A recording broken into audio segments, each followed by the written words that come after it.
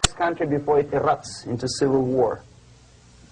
Okay? Support the right-wing conservative forces. By money, by crooks or love, doesn't matter. Stabilize the country. Don't let the crisis develop into civil war or invasion. Oh no, your liberals will say it's against the law. The Congress will not appropriate money for covert actions of CIA. Why not? Should we wait till the normalization comes and Soviet tanks land in Los Angeles airport? Now, at that point, at the point of destabilization, also the process could be reversed. Again, easily than this. No CIA involvement at this point. You know what it takes here? Restriction of some liberties for small groups which are self-declared enemies of the society. As simple as that. Oh no, the media and liberals will tell you this is against the American Constitution. How can we, by force, deny the civil rights to criminals, for example? It's not good. Okay? So we allow them to. Okay, if you allow the criminals to have civil rights, go on and bring the country to the crisis. This is a bloodless way to do. Curb the rights. I mean, not to put them in prison. No, I'm not talking about putting all the gays from San Francisco in the concentration camp. Do not allow them to take political force. Do not elect them to the seats of power, whether it is municipality level, state level, or federal level. It has to be beaten in the heads of American voters that a person like that in the seats of power is an enemy. Do not be afraid of this word. It is an enemy. If he is not an enemy here, he will be here. Later on, he will be shot, of course. But at this point, he is an enemy. Okay? You are doing great service by denying him a right to capitalize on his own crazy ideas and become a powerful man, a man who uses the seat of power. Restriction of certain freedoms and permissiveness at that point would prevent sliding into crisis and probably will return the process of destabilization. To curb unlimited power, monopolistic power of trade unions, here, at that point, would save economy from collapsing. To introduce a law to stop private companies of raping public opinion's mind in the direction of consumerism. No company must have a right to force you into buying more unless you want it. There must be a law. You want to advertise your car? Okay. But not a single mentioning of buying it now and saving money. It must be against the law to force people to consume more. Self-restraint. Previously, before this process started, the self-restraint was a business of church, religion.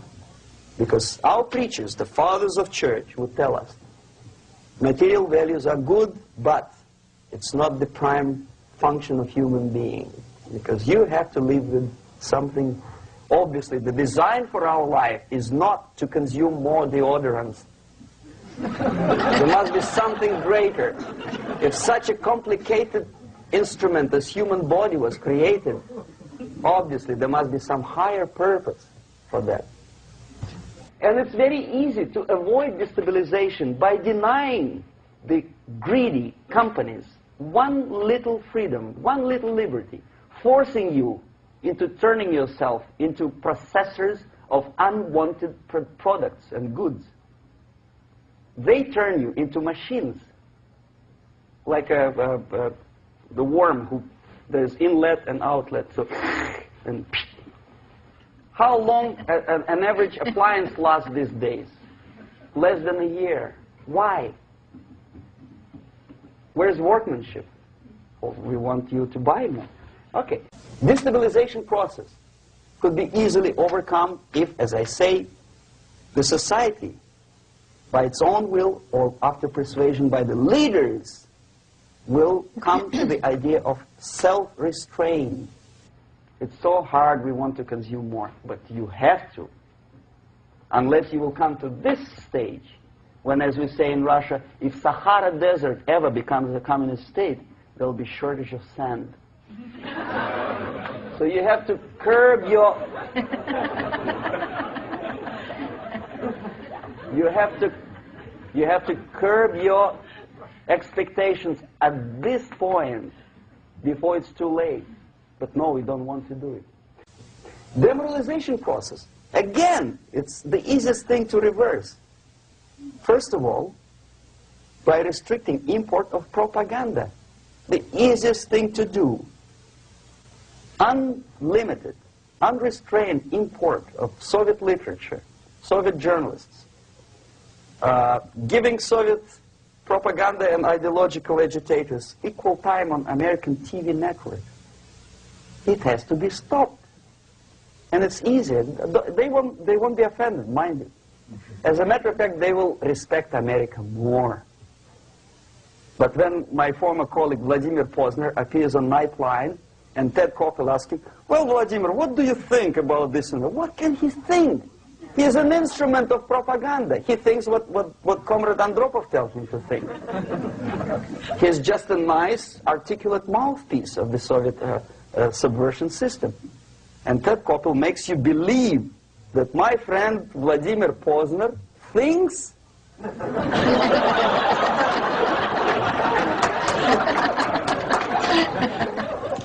the process of demoralization may not have started at all if at that point the country, which is a recipient of subversion, actively, not violently, but actively, prevents importation of foreign ideology. I don't want America to follow the pattern of ancient Japan. You don't have to shoot every foreigner when it approaches the sacred borders of the United States. But when he offers you a junk in the disguise of very shiny something, we have to tell him, no, we have our own junk.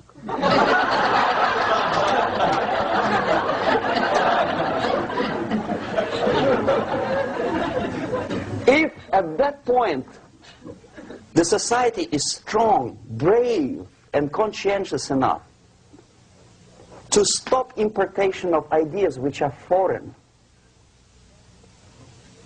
then the whole chain of events could be prevented.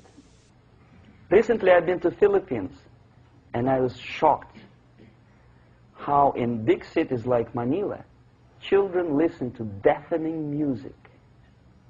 A melodious nation with long traditions of good, nice ethnic music, introduced by Spanish long time ago, maybe 2 centuries, 3 centuries ago, I don't remember how.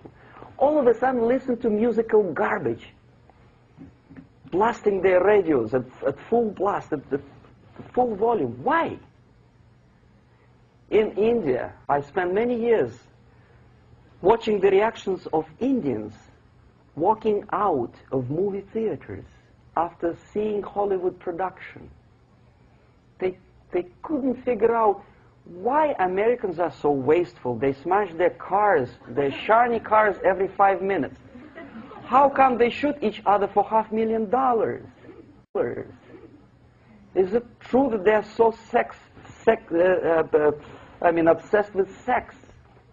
Can you imagine showing a movie where each 5 minutes there's a copulation on the screen to a country like India with long tradition of respect to these private matters, or to Pakistan? And United States expect these people to respect you? No way. Oh yes, they will see the movie, they'll pay 5 rupees to see that garbage, but they walk out and will tell their kids, don't respect Americans, don't be like Americans. See? So, the process of demoralization could be stopped right here, both as an expert and as an import. And that takes one step, one very important thing to do. You don't have to expel all the KGB agents from Washington, D.C. The most difficult and at the same time the simplest answer to the subversion is to start it here and even before, by bringing back the society to religion, something that you cannot touch and eat and put on yourself, but something that rules society and makes it move and preserve it. A Soviet scientist, Shafarevich, who has nothing to do with religion, he is a computer scientist, did a very intensive research on the history of socialist countries. He calls socialist or communist any country with a centralized economy and a pyramidal style of power structure. And he discovered, actually he didn't discover it, he just brought to attention of his readers, that civilizations like Mohenjo-Daro in the river Indus area, like Egypt, like Maya, Incas, like Babylonian culture, collapsed and disappeared from the surface of Earth. The moment they lost religion, as simple as that, they disintegrated. Nobody remembers about them anymore. Well, distantly. So, the ideas are moving society and keeping mankind as a society of human beings, intelligent, moral agents of God. The facts, the truth, the exact knowledge may not. All the sophisticated technology and computers will not prevent society from disintegrating and eventually dying out. Have you ever met a person who would sacrifice his life, freedom, for the truth like that? This is truth. I never met a person who said, this is truth and I'm ready to shoot me. To defend the truth. Right? But millions sacrifice their life, freedom, comfort, everything for things like God. Like Jesus Christ. It's an honor. Some martyrs in the Soviet concentration camp died. And they died in peace, unlike those who shouted, "Long live Stalin," knowing perfectly well that he may not live long. Something which is not material moves society and helps it to survive. And the other way around. The moment we turn into 2 by 2 is 4 and make it a guiding principle of our life, our existence, we die. Even though this is true, and this we cannot prove. We only can feel and have faith in it. So the answer to ideological subversion, strangely enough, is very simple. You don't have to shoot people, you don't have to aim missiles and Pershings and cruise missiles at Andropov's headquarters. You simply have to have faith and prevent subversion. In other words, not to be a victim of subversion. Don't try to be a person who in judo is trying to smash your enemy and being caught by your hand. Don't strike like that. Strike with the power of your spirit and moral superiority. If you don't have that power, it's high time to develop it. And that's the only answer. That's it. Thank you.